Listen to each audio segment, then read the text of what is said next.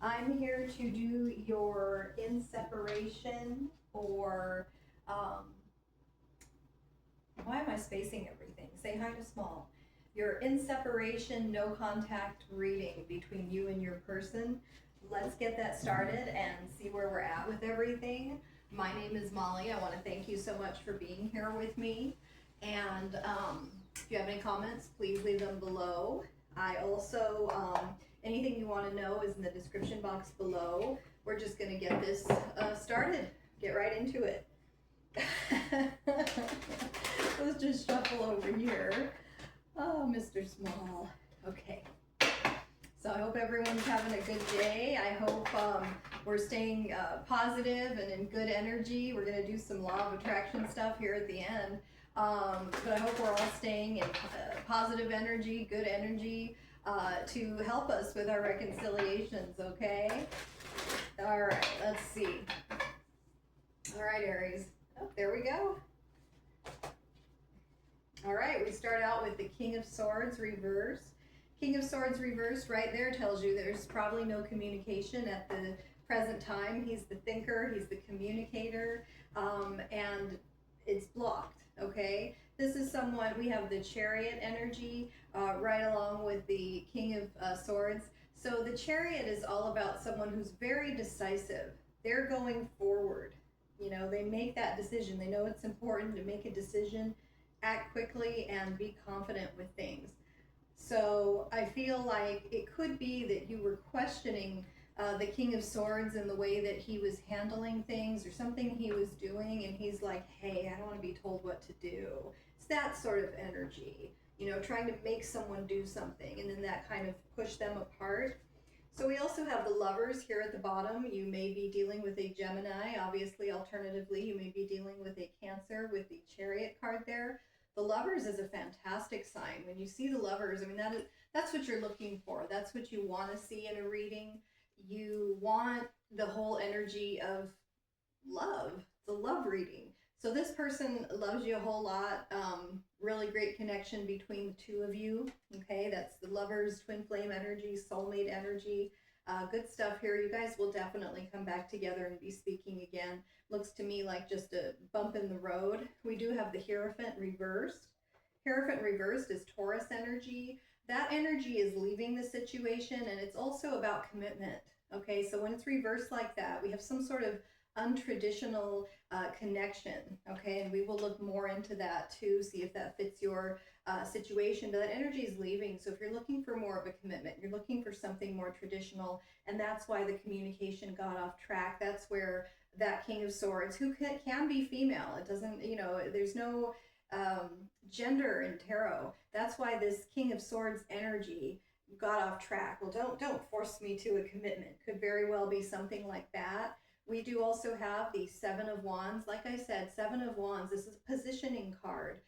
Even though there's some defensiveness with it, it still tells you you're in a good position. You're in a good position to get what you want from this person because they do love you with that Lovers card there on the board. So a lot of thinking going on between the Chariot and the Seven of Wands. Sevens are thinking. There's a lot of thinking energy. And of course, the King of Swords himself is a thinker. There's a thinking card. Look at this. You do have the Four of Cups reversed, okay? So with the Four of Cups, and I'm going to come show this to you because it's so funny because it just sums up a lot of what I've already said. Let me see if I can get out from here because I want to show you this card, the thinking, okay? But now, in the near future, the way this is all positioned here in the spread, we're going to go from thinking to movement. There's movement here. So here's our Four of Cups reversed. Now, Four of Cups upright sometimes can talk about an unrequited love. That energy is not here. This person really does love you a whole lot. But what's happening when we reverse it, because, you know, he's just sitting there and he's not accepting that cup of love. And I think that's why a lot of readers will read it that way. And that's correct, of course. But when we reverse, you know, but look at his face, though. He's just like, sitting here under my tree, I'm thinking, I'm not happy with this option. I don't want any of these cups of love either, but it's like that kind of energy. But when you reverse it, now we've got movement. Now it's like, I'm going to take that. I'm going to take all those great ideas, all that love, and we're going to start moving. We're going to figure this out. So he's going to finish up that thinking period there. and there's going to be some movement. So this is just really great. This is a great spread so far, Aries, you know, as far as getting that reconciliation and everything going. So let me just get back here, get to the rest of it. All right, so have to let me know in the comments, are you dealing with a Gemini, Taurus, Cancer? Who is it? We've got these first three signs, the next three signs on the board. Okay, you do also have the Six of Wands. Okay, Six of Wands is a victory. Okay, so when you do start communicating again, as you will with the Six of Wands, you're going to consider that a victory, and you absolutely should. It's like, okay, this person reached out, they did their thinking, now there's movement, they're coming towards me, and I'm excited about this. Okay, and I mean, it's a big thing sometimes when people are not talking for someone to talk, and other people will say, are you crazy? It's just a text message. No, they're opening that whole world of communication to you, and it's a big thing, you know. So that's something to be very grateful for. Okay, then we do have our Six of Cups. Okay, so now we're getting into the six energy.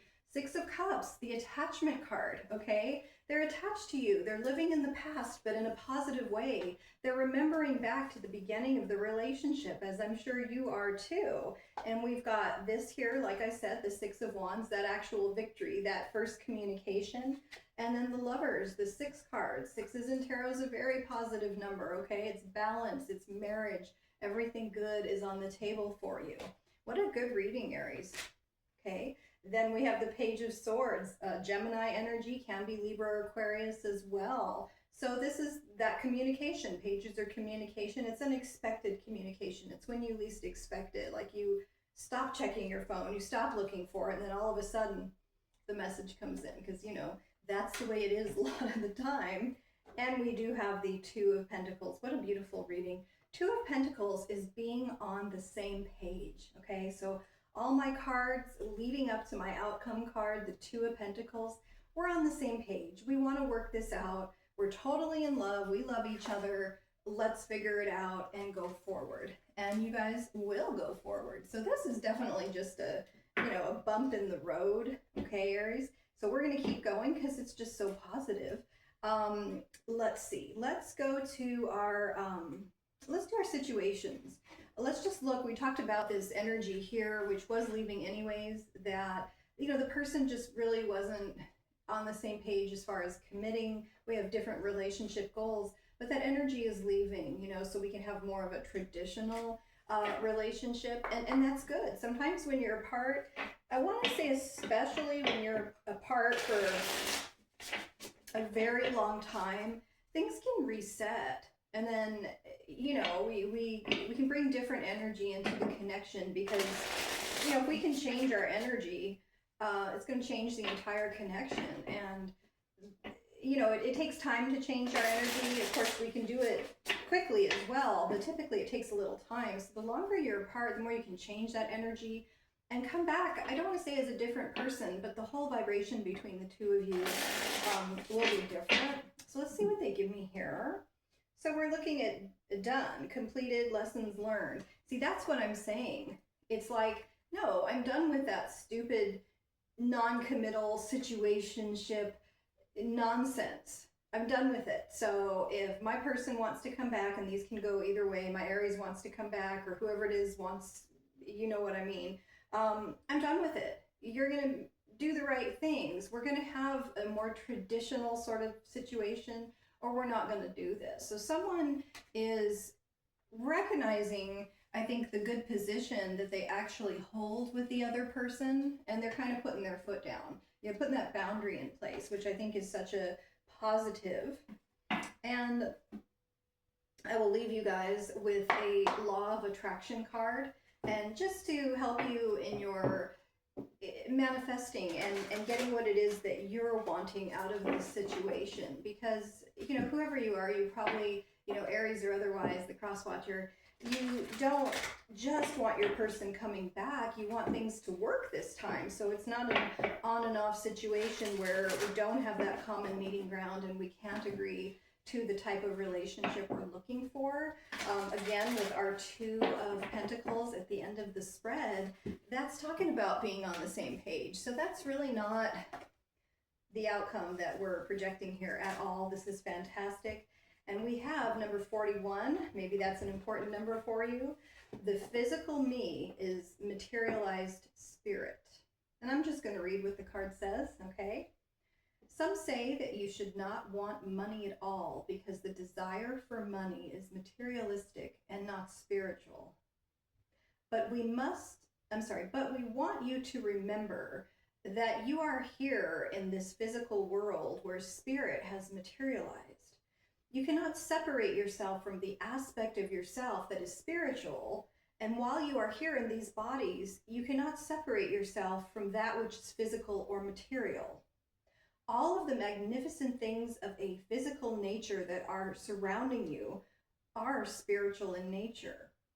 Okay, so a little bit maybe off the subject, maybe it is on the subject, maybe there was some money issue that led to more disagreements that led to you guys not speaking. But the thing is, people do that all the time. They think you've got to be poor in order to be spiritual, and it isn't that way, because when you have money, you know, and they always think of spiritual as a positive, it's just such a positive thing. I'm so wonderful, I'm a spiritual person. It's not like that either. But spirit, you know, from above, all those energies and thoughts and ideas and things, you bring them down into the physical to get what you want. And if you are a person of good character, you're a good person, and you have all that, the more material things and the more money you have, you can share that. You know, you can go have money to be free to not have to work and volunteer at animal shelters and even build an animal shelter. Or if you're more of a kid person, maybe you know, work with kids that need financial assistance. You can do great spiritual things with money. And if you have money in your connection, that's one less thing to fight about. So the physical me is materialized spirit.